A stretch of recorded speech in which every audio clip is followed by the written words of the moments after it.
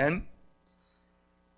오늘 이 새벽에 하나님께서 우리에게 주시는 하나님 말씀은 말라기 1장 1절에서 5절까지 말씀입니다. 말라기는 구약 성경 제일 마지막에 있습니다. 말라기 1장 1절에서 5절 저와 여러분이 한 절씩 나누어서 교독합니다. 여호와께서 말라기를 통하여 이스라엘에게 말씀하신 경고라.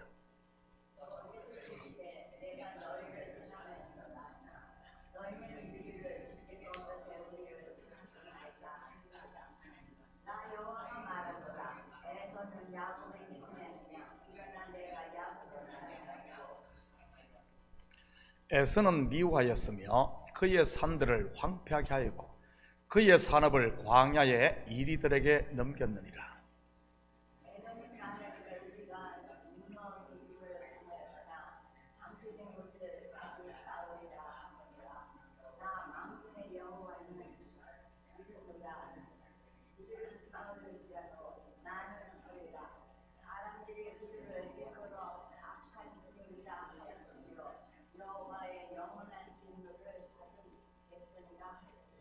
함께 읽겠습니다. 너희는 눈으로 보고 이르기를 여호와께서는 이스라엘 지역 밖에서도 크시다 하리라. 아멘. 좋은 아침입니다. 오늘부터는 이 말라기를 공부해 보도록 하겠습니다. 말라기는 구약의 마지막 성경을 기록한 선지자로 학개와 스가랴 이후 약 100년 후인 느헤미야 시대 때 이 활동한 선지자입니다. 말라기라는 이 이름은 나의 사자 또는 나의 천사란 뜻이고요. 3차에 걸쳐 바벨론 포로에서 돌아온 유대인들은 이 무너진 성전을 완공한 후 찬란한 메시아 왕국의 도래를 기도하고 있었습니다. 그런데 오랜 시간이 흘렀음에도 그 일이 일어나지 않자 그들은 시리에 빠지게 되었고요. 이러한 때에 말라기 선지자는 23개의 문답식 훈계와 6개의 설교로서 백성들의 죄악을 꾸짖는 가운데 먼저 하나님과 맺은 언약의 준수를 그들에게 권면합니다. 그리고 메시아 도래의 소망을 다시금 뜨겁게 일깨우고요. 기록 연대는 주전 435년에서 425년경으로 스룹바벨 성전 완공 이후 느헤미야 시대입니다. 또한 본서에는 외식적인 이 제사에 대한 책망과 불성실한 11조 그리고 이방인과 이 자본에 대한 금지 등 느헤미야에서 다루었던 주제가 똑같이 언급되는 것을 보게 됩니다. 이것을 통해서도 우리는 말라기의 기록 연대가 느헤미야 시대임을 짐작할 수 있는 것이지요. 앞으로 같이 말라기를 공부하면서 우리에게는 이런 가식적인 형식적인 제사의 모습이라든지 세상과 혼합되어 있는 것이라든지 이런 것들은 없는지 한번 점검했으면 좋겠습니다. 본문 2절입니다.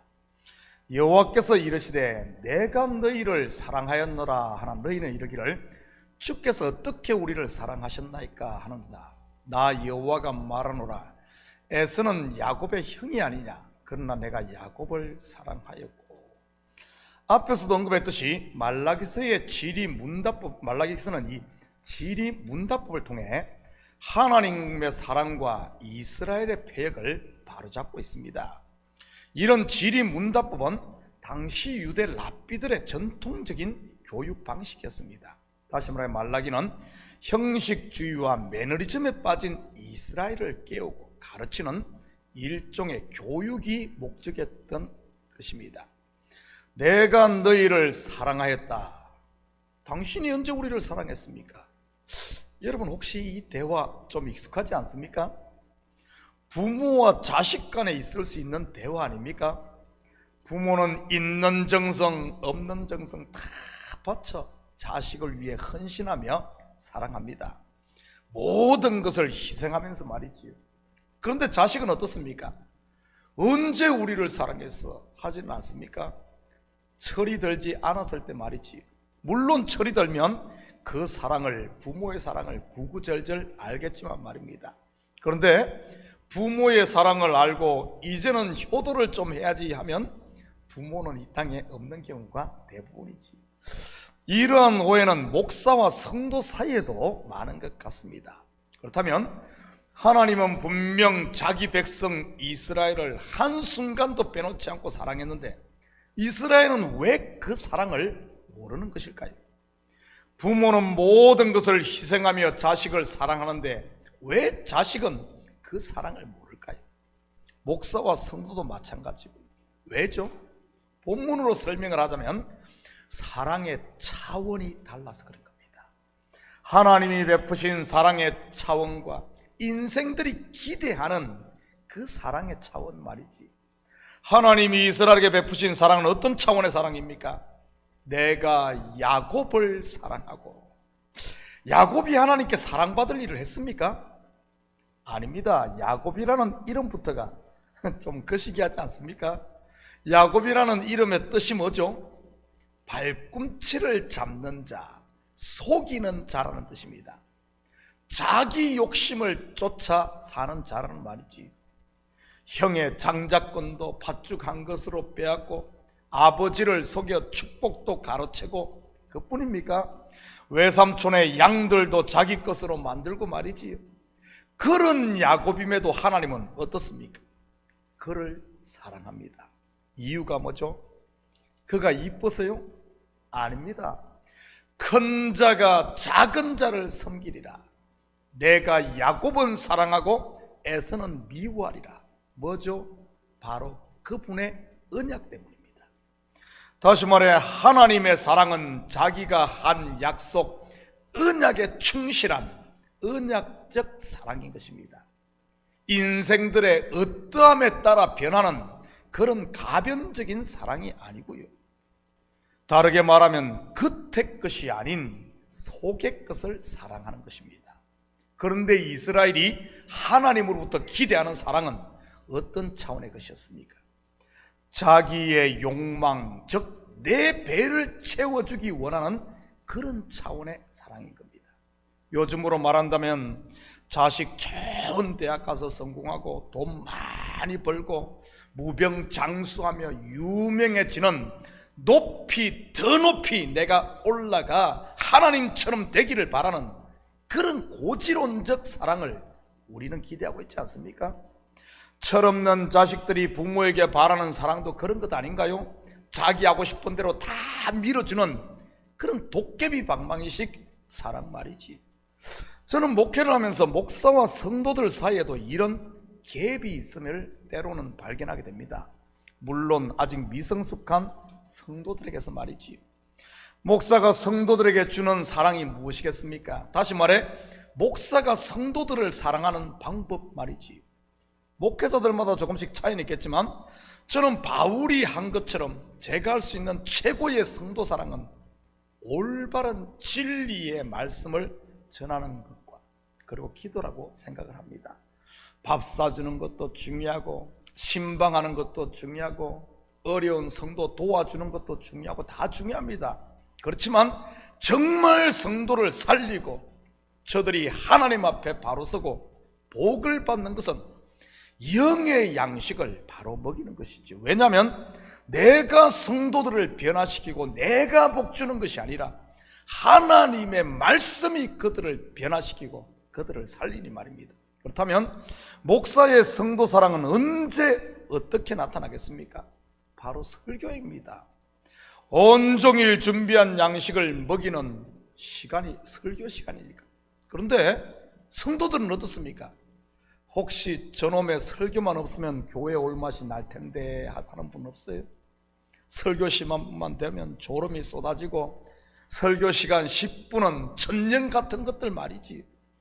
어떻게든 듣지 않으려고 생각이 온갖 구천을 떠도는 분들 말입니다.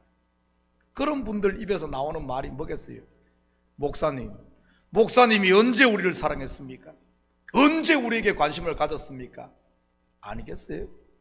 하나님은 자기의 독생자를 십자가에 내어주는 아가페의 사랑을 했는데 이스라엘이 하는 말은 당신이 언제 나를 사랑했습니까?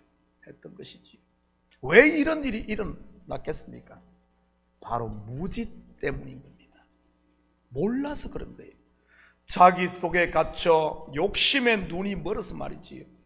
주인의 뜻을 모르고 자기 생각에 갇혀 주인을 악한 사람으로 오해했던 한 달란트 받았던 종처럼 말입니다. 아무리 태양빛이 밝은 대낮이라 할지라도 내가 굴 속에 들어가 있으면 빛을 볼 수 없는 것입니다. 아직도 어두운 밤인가 봐 하는 것이지. 혹시 여러분 가운데 아직도 밤인 분이 계시다면 나라는 이 질그릇을 꽉하게 깨뜨리고 부수고 이제는 그리스도의 빛 앞에 설 수 있기를 축복합니다. 그게 믿음이고 그게 신앙의 사절입니다. 에돔은 말하기를 우리가 무너뜨림을 당하였으나 황폐한 곳을 다시 쌓으리라 하거니와 나 만군의 여호와는 이르노라 그들은 쌓을지라도 나는 흘리라. 하나님이 그들을 일컬어 악한 지역이라 할 것이요 여호와의 영원한 진노를 받은 백성이라 할 것이며, 야곱 즉 이스라엘은 하나님이 사랑하고 있음에도 그들은 그 사랑을 알지 못하고, 그에 비해 에돔은 어떻습니까? 하나님이 미워하고 무너뜨림에도 그들은 계속 그것을 세우겠다고 애를 씁니다. 구속 역사에서 이 에서 곧 에돔은 누구겠습니까? 하나님이 미워하고 심판하는 것 말이지요. 바로 율법 아래 종로로 닫은 육신의 생각 아닙니까? 육신의 정욕과 안목의 정욕과 이생의 자랑 말이지요. 혹시 우리 속에 이런 에서의 모습은 없습니까? 하나님은 회개하고 돌아오기를 바라는데 그것을 끝까지 붙들고 회개하는 것이 아니라 자기의 고집 붙들고 오기를 부리며 자기의 뜻을 관철시키려고 쌓고 또 쌓고 있는 분들 말이지. 스스로 머리가 되려고 하고 스스로 자기의 옳음을 증명하려고 하는 것들 말입니다. 하나님이 원하는 것은 회개인데 말입니다. 알고 보면 이것이 바로 신할 평지에 쌓았던 바벨탑인 것이고요. 이러한 모습 또한 근본을 알고 보면 하나님의 뜻을 모르는 무지에서 오는 것입니다. 사도 바울도 하나님을 제대로 알지 못했을 때는 하나님을 대적하는 쌓고 또 쌓는 이 에돔의 모습이었지 않습니까? 그러다가 그가 다메섹 도상에서 예수 그리스도의 빛을 만난 후에는 어떻게 됩니까? 그가 쌓던 율법의 의 곧 바벨탑을 중단하게 됩니다. 율법을 통해 그것 쌓아서 하늘에 도달하라고 율법 줬습니까? 아닙니다. 그걸 통해 자기의 아담됨, 먼지됨, 죄인됨을 고백하라고 한 것 아니겠어요? 엎드린 그를 하나님은 오히려 일으켜 세워 이방인의 사도로, 그리고 성경 13권을 기록하는 하나님의 일꾼으로 쓰시지. 에돔은 엎드려야 되는데 계속 쌓고 있는 겁니다. 높이 쌓아 올라가려고 할 때는 하나님께서 무너뜨리고, 엎드리니 높여주고 세워주는 것이지. 어디서 많이 본 모습 아닙니까? 바로 예수 그리스도의 것입니다. 빌립보서 2장 6절에서 11절입니다. 그는 근본 하나님의 본체시나 하나님과 동등됨을 취할 것으로 여기지 아니하시고 오히려 자기를 비워 종의 형체를 가지사 사람들과 같이 되셨고 사람의 모양으로 나타나사 자기를 낮추시고 죽기까지 복종하셨으니 곧 십자가에 죽으심이라. 이름으로 하나님이 그를 지극히 높여 모든 이름 위에 뛰어난 이름을 주사 하늘에 있는 자들과 땅에 있는 자들과 땅 아래에 있는 자들로 모든 무릎을 예수의 이름에 꿇게 하시고 모든 입으로 예수 그리스도를 주라 시인하여 하나님 아버지께 영광을 돌리게 하셨느니라. 이 말씀의 결론이 무엇입니까? 5절입니다. 너희 안에 이 마음을 품으라. 곧 그리스도 예수의 마음. 먼저 된 자는 나중되고 나중된 자는 먼저 되고, 야곱은 사랑하고 에서는 미워하고, 예수로 거듭난 새 사람은 사랑하고 육신에 속한 우리의 옛사람은 미워하고, 하나님이 미워한다면 그거 버려야 되는 겁니다. 하나님이 사랑한다면 그것 쫓아야 되는 겁니다. 낮은 자는 높여지고 높은 자는 낮아지고 죽은 자는 살고 살고자 하는 자는 죽고. 하나님께서 저와 여러분을 어떻게 사랑하셨습니까?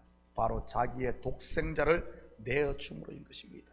이제는 내 마음을 열고 이 사랑, 내 욕망을 채우려고 하지 말고 하나님의 사랑을 받아 누릴 수 있기를 축복합니다. 사랑하는 성도 여러분, 오늘 하루도 언약에 충실하신 하나님의 마음과 이 사랑을 알아 그 앞에 엎드림으로 그리스도와 함께 하나님 우편에서 왕노릇하며 사는 이런 복된 하루 되시기를 예수님의 이름으로 축복합니다. 같이 기도하십시다. 사랑의 아버지 하나님, 참으로 감사드립니다. 내 속에 갇혀 내 생각에 사로잡히지 않도록 지어도우시고 이제는 하나님의 말씀에 귀 기울임으로 하나님의 뜻이 무엇인지, 하나님이 우리를 어떻게 사랑하셨는지 그 사랑을 알아 이제는 영생을 누리는 저희들 될 수 있도록 축복하여 주시옵소서. 잠시 있다 없어질 것에 우리의 삶을 아버지 하나님 드리지 않도록 지어도우시고 영원한 것에 우리의 삶을 드릴 수 있도록 도와주시옵소서. 이 새벽도 우리의 마음을 열고 기도할 때마다 주님의 그 사랑이 물밀듯 밀려와 그 사랑 안에 아버지 하나님 충만하게 거하게 하시고 오늘도 아버지 하나님 주님 사랑 안에서 복을 누리며 또 그 사랑을 실천하며 사는 이런 성도의 삶이 되게 도와주시옵소서. 감사드리며 예수님의 이름으로 기도드립니다. 아멘.